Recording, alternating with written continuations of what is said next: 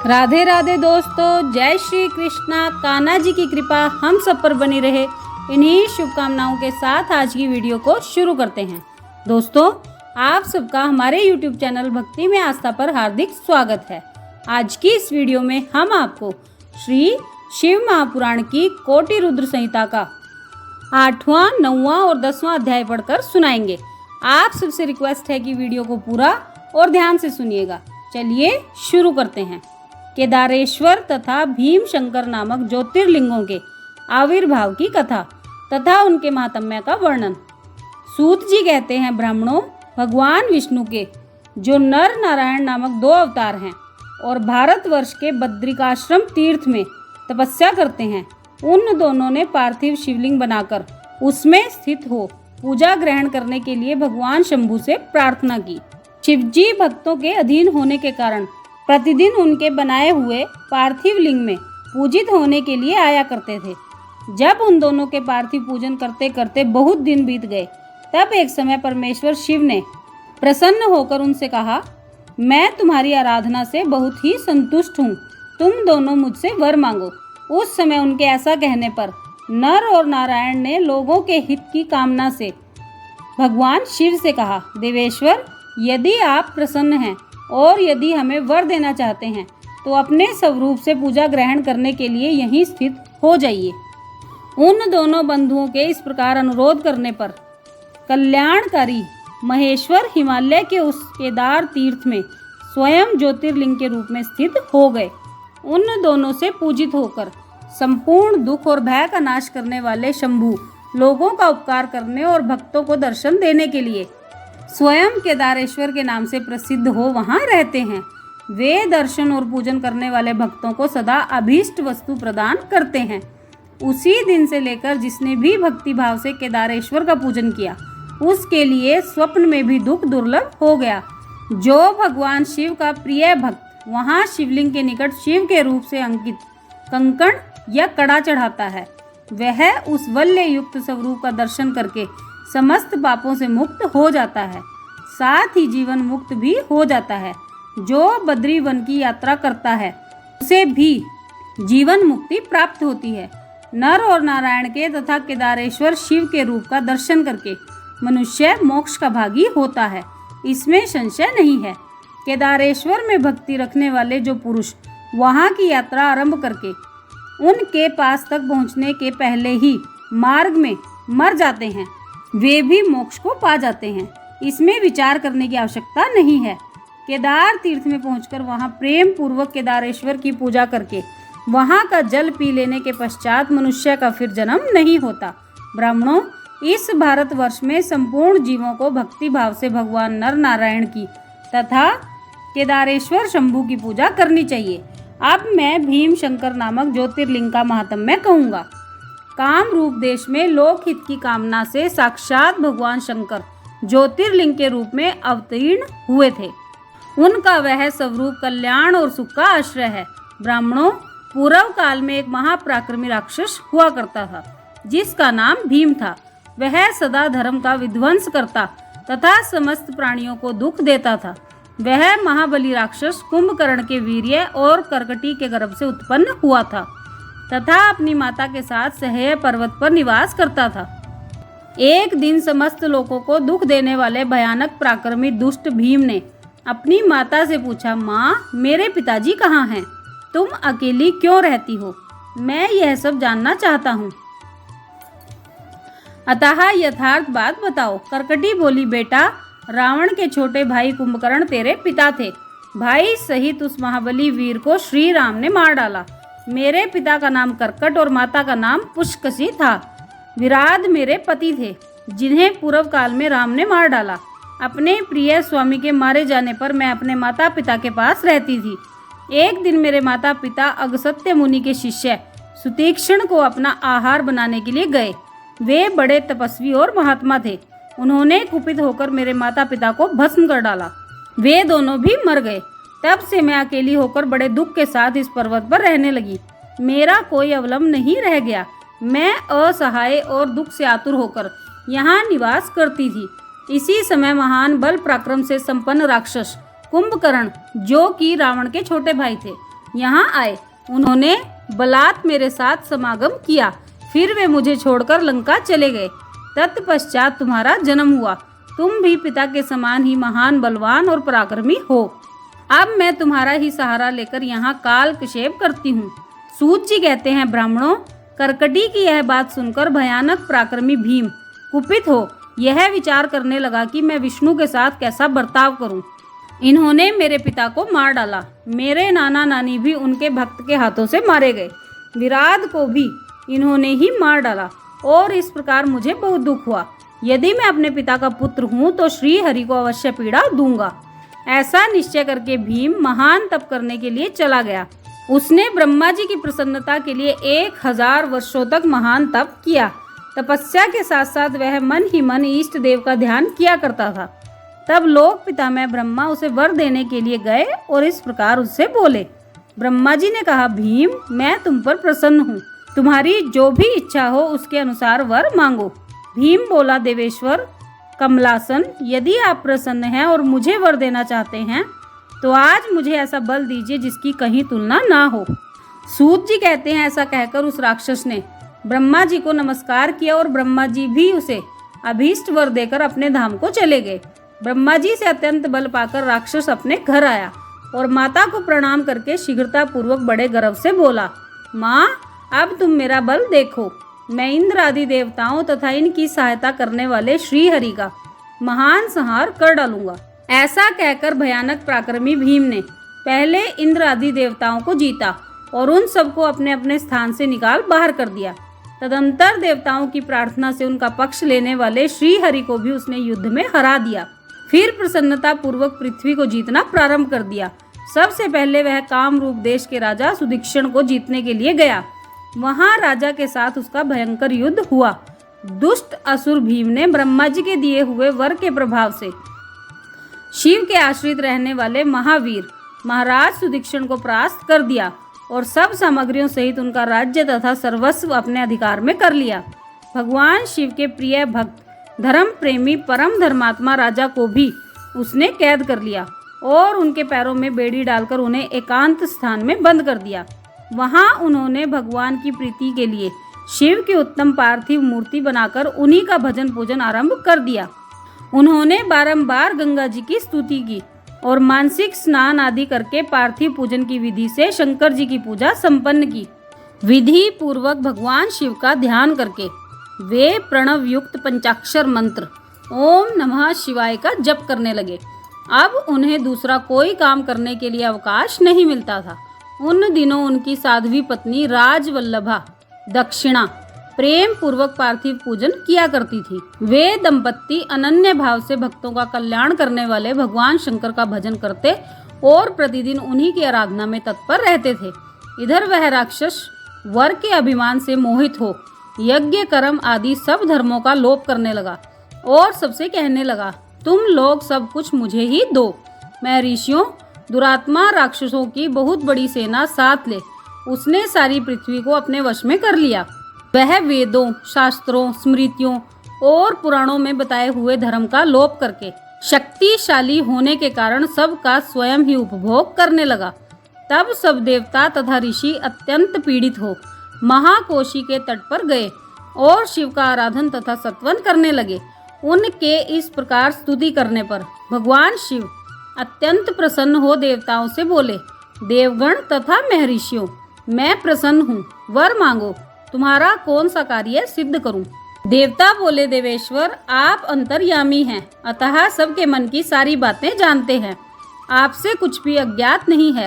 हे प्रभो, हे महेश्वर, कुंभकर्ण से उत्पन्न कर्कटी का बलवान पुत्र राक्षस भीम ब्रह्मा जी के दिए हुए वर से शक्तिशाली हो देवताओं को निरंतर पीड़ा दे रहा है, अतः आप इस दुखदाई राक्षस का नाश कर दीजिए, हम पर कृपा कीजिए, विलंब ना कीजिए। शंभु ने कहा, देवताओं, काम रूप देश के राजा सुदीक्षण मेरे श्रेष्ठ भक्त हैं, उनसे मेरा एक संदेश कह दो, फिर तुम्हारा सारा कार्य शीघ्र ही पूरा हो जाएगा। उनसे कहना, कामरूप देश के अधिपति महाराज सुदीक्षण, प्रभो, तुम मेरे विशेष भक्त हो, अतः प्रेम पूर्वक मेरा भजन करो। दुष्ट राक्षस भीम ब्रह्मा जी का वर पाकर प्रबल हो गया है इसलिए उसने तुम्हारा तिरस्कार किया है, परंतु अब मैं उस दुष्ट को मार डालूंगा, इसमें संदेह नहीं है। सूत जी कहते हैं, ब्राह्मणों, तब उन सब देवताओं ने प्रसन्नता पूर्वक वहां जाकर उन महाराज से शंभू की कही हुई सारी बात कह सुनाई। उनसे वह संदेश कहकर देवताओं और महर्षियों को बड़ा आनंद प्राप्त हुआ और वे सब के सब शीघ्र ही अपने अपने आश्रम को चले गए। इधर भगवान शिव भी अपने गणों के साथ लोक हित की कामना से अपने भक्त की रक्षा करने के लिए सादर उसके निकट गए और गुप्त रूप से वहीं ठहर गए। इसी समय काम रूप नरेश ने पार्थिव शिव के सामने गाढ़ ध्यान लगाना आरंभ किया। इतने में ही किसी ने राक्षस से जाकर कह दिया कि राजा तुम्हारे नाश के लिए कोई पुरस्चरण कर रहे हैं। यह समाचार सुनते ही वह राक्षस कुपित हो उठा और उनको मार डालने की इच्छा से नंगी तलवार हाथ में लिए राजा के पास गया। वहां पार्थिव आदि जो सामग्री स्थित थी उसे देखकर तथा उसके प्रयोजन और स्वरूप को समझकर राक्षस ने यही माना कि राजा मेरे लिए कुछ कर रहा है, अतः सब सामग्रियों सहित इस नरेश को मैं बलपूर्वक अभी नष्ट कर देता हूँ। ऐसा विचार कर उस महाक्रोधी राक्षस ने राजा को बहुत डांटा और उससे पूछा, क्या कर रहे हो? राजा ने भगवान शंकर पर रक्षा का भार सौंपकर कहा, मैं चराचर जगत के स्वामी भगवान शिव का पूजन कर रहा हूँ। तब राक्षस भीम ने भगवान शंकर के प्रति बहुत तिरस्कार युक्त दुर्वचन कहकर राजा को धमकाया और भगवान शंकर के पार्थिव लिंग पर तलवार चलाई। वह तलवार उस पार्थिव लिंग का स्पर्श भी नहीं करने पाई कि उससे साक्षात भगवान हर वहां प्रकट हो गए और बोले, देखो मैं भीमेश्वर हूँ और अपने भक्त की रक्षा के लिए यहाँ प्रकट हुआ हूँ। मेरा पहले से ही यह व्रत है कि मैं सदा अपने भक्त की रक्षा करूँ, इसलिए भक्तों को सुख देने वाले मेरे बल की ओर दृष्टिपात करो। ऐसा कहकर भगवान शिव ने पिनाक से उसकी तलवार के 2 टुकड़े कर दिए। तब उस राक्षस ने फिर अपना त्रिशूल चलाया, परंतु शंभू ने उस दुष्ट के त्रिशूल के भी सैकड़ों टुकड़े कर डाले। तदंतर शंकर जी के साथ उसका घोर युद्ध हुआ, जिससे सारा जगत क्षुब्ध हो उठा। तब नारद जी ने आकर भगवान शंकर से प्रार्थना की। नारद बोले, लोगों को भ्रम में डालने वाले महेश्वर, मेरे नाथ, आप क्षमा करें, क्षमा करें। तिनके को काटने के लिए कुल्हाड़ा चलाने की क्या आवश्यकता है? शीघ्र ही इसका संहार कर डालिए। नारद जी के इस प्रकार प्रार्थना करने पर भगवान शंभू ने हुंकार मात्र से उस समय समस्त राक्षसों को भस्म कर डाला।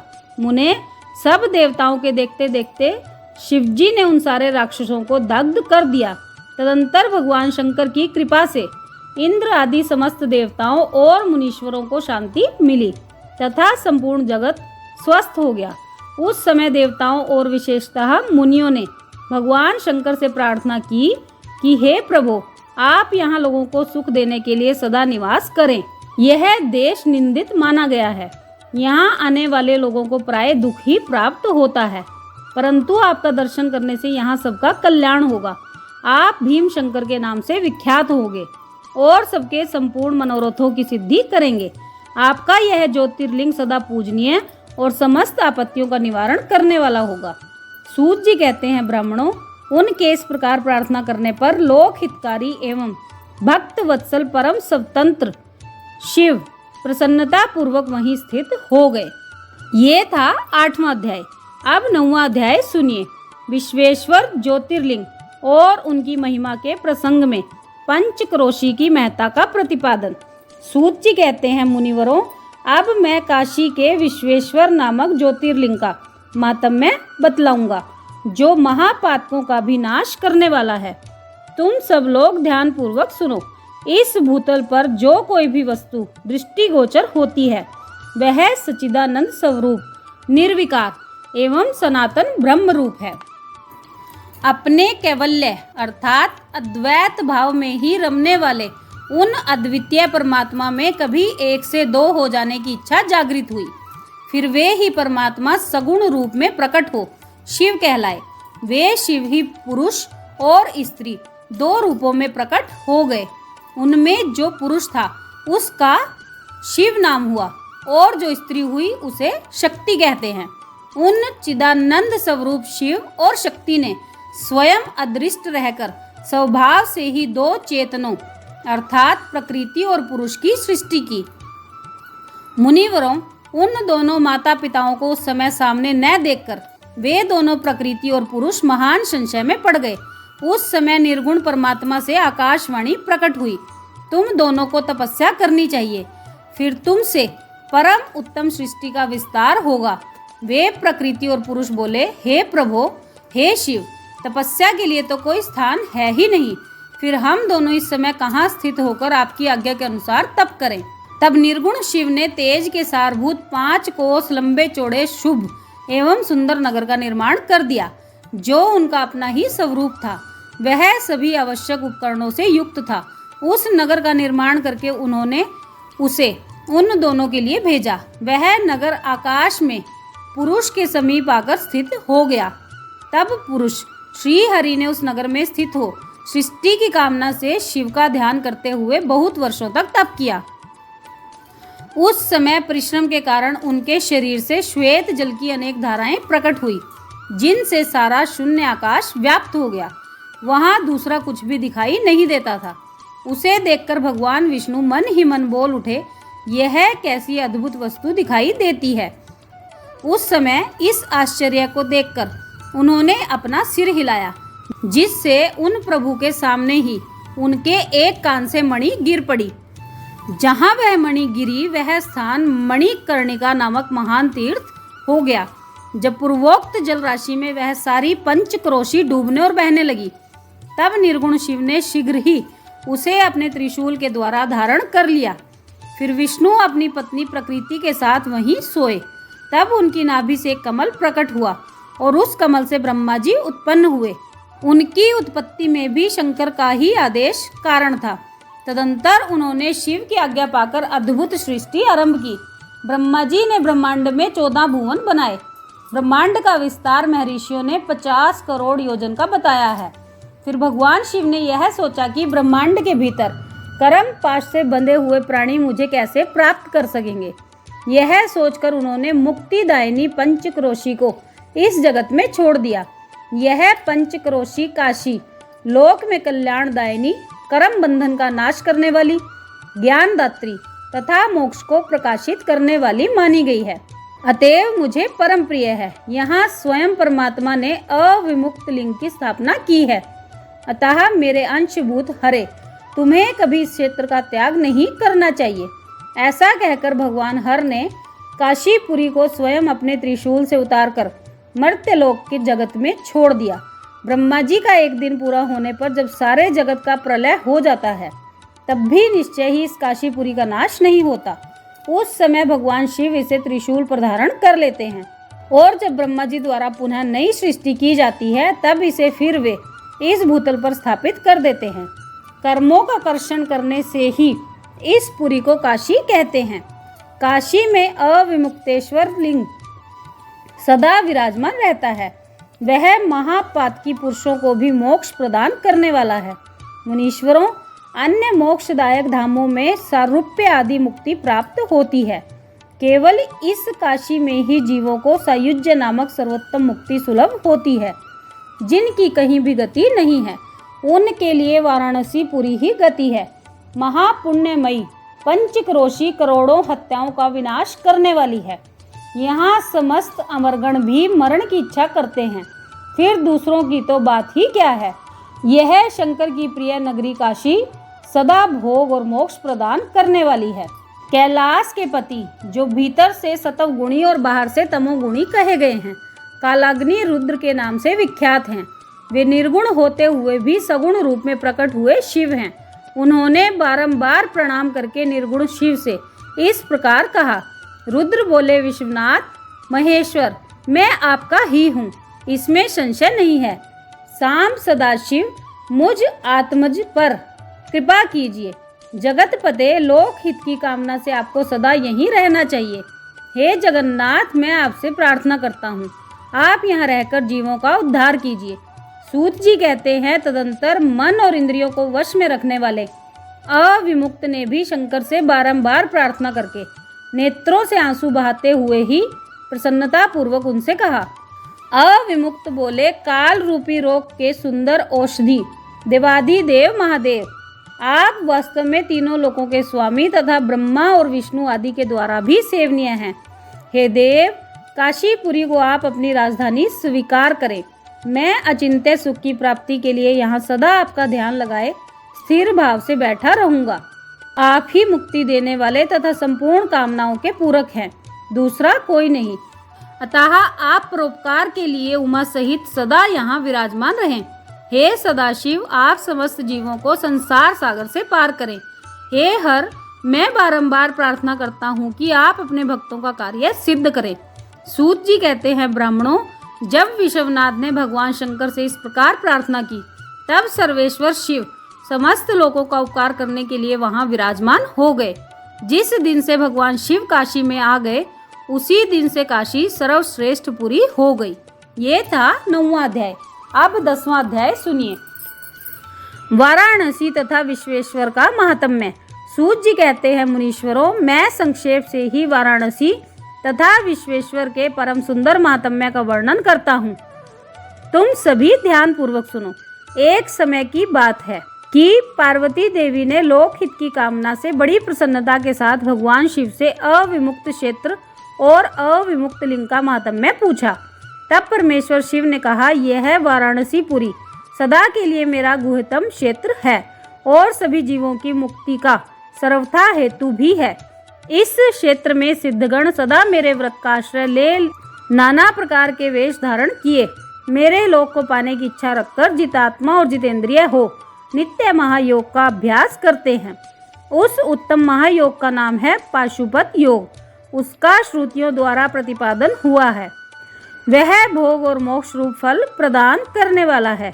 महेश्वरी, वाराणसी पुरी में निवास करना मुझे सदा ही अच्छा लगता है। जिस कारण से मैं सब कुछ छोड़कर काशी में रहता हूँ, उसे तुम्हें बताता हूँ। ध्यान पूर्वक सुनो। जो मेरा भक्त तथा मेरे तत्व का ज्ञानी है, वे दोनों अवश्य ही मोक्ष के भागी होते हैं। उनके लिए तीर्थ की अपेक्षा नहीं है। विहित और अविहित दोनों प्रकार के कर्म उनके लिए समान हैं। उन्हें जीवन मुक्त ही समझना चाहिए। वे दोनों कहीं भी मरें, तुरंत ही मोक्ष प्राप्त कर लेते हैं। यह मैंने निश्चित बात कही है। सर्वोत्तम शक्ति देवी उमे, इस परम उत्तम अविमुक्त तीर्थ में जो विशेष बात है, उसे तुम मन लगाकर सुनो। सर्वोत्तम शक्ति देवी उमे, इस उत्तम अविमुक्त तीर्थ में जो विशेष बात है, उसे तुम मन लगाकर सुनो। सभी वर्ण और समस्त आश्रमों के लोग, चाहे वे बालक, जवान या बूढ़े या कोई भी क्यों न हो, यदि इस पुरी में मर जाएं तो मुक्त हो ही जाते हैं। इसमें संशय नहीं है। स्त्री अपवित्र हो या पवित्र, कुमारी हो या विवाहिता, विधवा हो या बंध्या, रजस्वला, प्रसूता, संस्कारहीना अथवा जैसी तैसी कैसी ही क्यों ना हो, यदि इस क्षेत्र में मरी हो तो अवश्य मोक्ष की भागिनी होती है। इसमें संदेह नहीं है। स्वेदज, अंडज, उद्भिज अथवा जरायुज प्राणी जैसे यहाँ मरने पर मोक्ष पाता है, वैसे और कहीं नहीं पाता। देवी, यहाँ मरने वाले के लिए ना ज्ञान की अपेक्षा है, ना भक्ति की, ना कर्म की आवश्यकता है, ना दान की, ना कभी संस्कृति की अपेक्षा है और ना ही धर्म की। यहाँ नाम कीर्तन, पूजन तथा उत्तम जाति की भी अपेक्षा नहीं होती। जो मनुष्य मेरे इस मोक्षदायक क्षेत्र में निवास करता है, वह चाहे जैसे मरे, उसके लिए मोक्ष की प्राप्ति सुनिश्चित है। प्रिय, मेरा यह दिव्यपुर गुह्य से भी गुह्यतर है। ब्रह्मा आदि देवता भी इसके महात्म्य को नहीं जानते, इसलिए यह महान क्षेत्र अविमुक्त नाम से प्रसिद्ध है, क्योंकि नैमिष आदि सभी तीर्थों से यह श्रेष्ठ है। मरने पर अवश्य ही मोक्ष देने वाला है।